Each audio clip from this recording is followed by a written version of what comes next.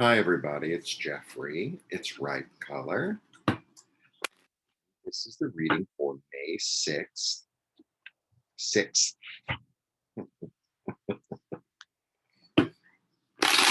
Please like, subscribe, share, comment, press the bell for notifications. And I'm offering 30-minute readings for $30. All the information is below. Additionally, I have a little collection of astrology t-shirts and stickers. All the information is below. I can ship internationally. Or those can be shipped internationally. And I have to say, it's like a day full of change and surprises. You know, things that you think are going to happen don't happen, and things that whatever. It's like I'm already there. It's my first day alone in quite a few days, and I really like being alone.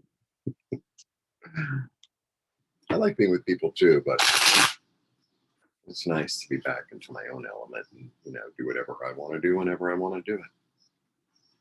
Anyway, it's raining out softly. It's kind of nice. All right, let's see what the 6th has in store. Wow.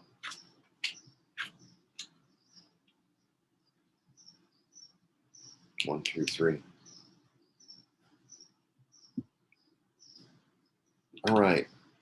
So the big card here is the Lovers. The Lovers is the card of Gemini. As I've said before, it's a really beautiful card. The Lovers have a lot of different meanings. This is about, it could be about a contract, right?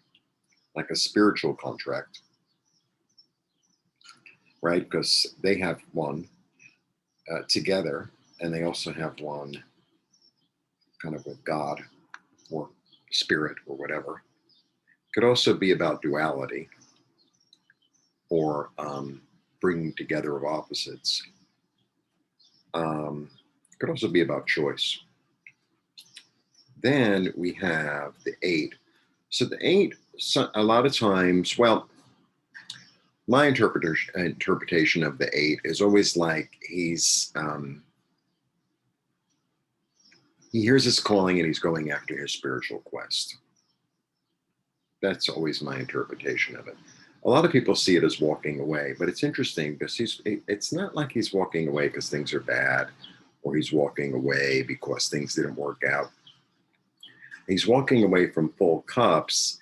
I always feel like he's on this quest to get something more. There's something that it's almost like he feels his soul is missing, right? Or that, not necessarily missing, but that could enhance it. Or I feel like it's a calling. I feel like it's a calling. Because 8 also is about awareness. So it's like this awareness of what's missing in your life, or this awareness of what your desire is and how to go after your desire. Because after the 8, don't forget, is the 9, which is the wish card, which is all about being sated. And then we get the 9. So a lot of people see this as anxiety, sleeplessness, blah, blah, blah. For me, this is about like a truth that can't be unseen. It's like this, it's almost like this revelation one has about oneself that is like, oh, I really have been selfish, and it's like it just dawns on you. Or, oh, I really shouldn't have done that. It wasn't kind or just, or because there's a harshness to the truth that you see about yourself. Okay, so how does this come into a whole to do?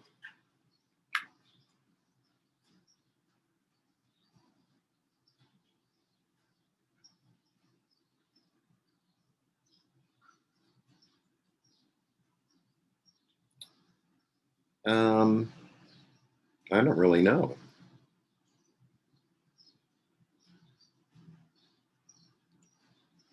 Six, 8, 9.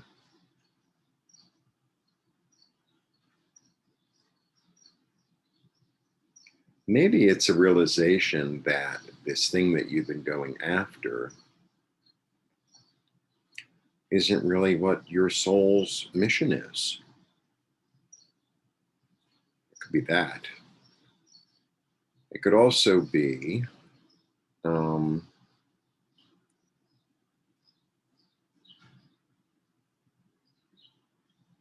hmm,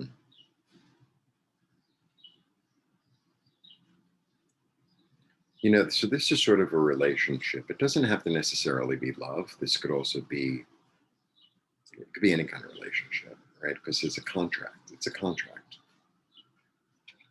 And then you kind of decide to walk away from the contract or the understanding or the um, merge thing, and then you realize that maybe you shouldn't have.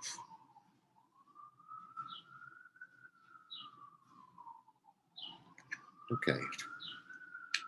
Yeah, a lot of times I just get this really clear sort of, yeah, that's what it is. Today I'm not really getting that. Maybe because it's kind of foggy outside. I don't know.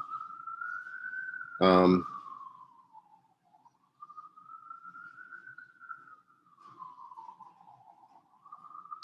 I kind of think that's what it is. It's like this thing that you've been going after. I think that's what it is. Okay, now it came. So this thing that you've been going after to fill yourself, right? You realize that there's a disappointment there. You realize that actually this thing outside of yourself that you looking to fill your soul with, right? Actually already exists. It's already in the garden. You're already in the garden. So maybe it's this revelation of, oh, if I get this amount of money, or if I get the relationship with this and this person, or if I get this job, or whatever it is, like then I'll be fulfilled. And then I think you're going to come back to, I think what's happening is there's an understanding, a harsh understanding of, I've had it all along. Like, I don't really need this job or this amount of money or this thing outside of myself to fulfill me, to let me know that I'm loved, that I'm in the garden, that all is well. Because at this point in the story, all is well. They haven't been thrown out yet. I think the revelation is I have enough. I have enough.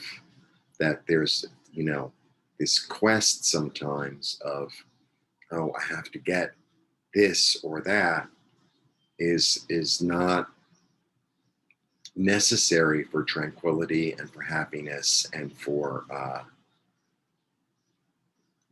being chill in the garden. It's a funny little read. So, honestly, the garden is within. The garden is within. That's where it is. And it's very easy in this society to say, or to look outside of oneself and say, oh, I don't have enough, I'm not enough. I need, this amount of money, I need to live in a new place, I need a new job, whatever. And then you're kind of like, you get the job or the, relationship or whatever, and you're like, is that all there is? Like that Peggy Lee song. Is that all there is? I think it's about nurturing one's own sense of self, um, with all its duality, right?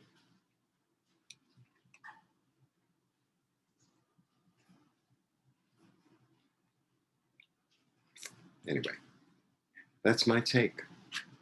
That's my take. I don't know what I'm going to name it. Here we go. Blessings.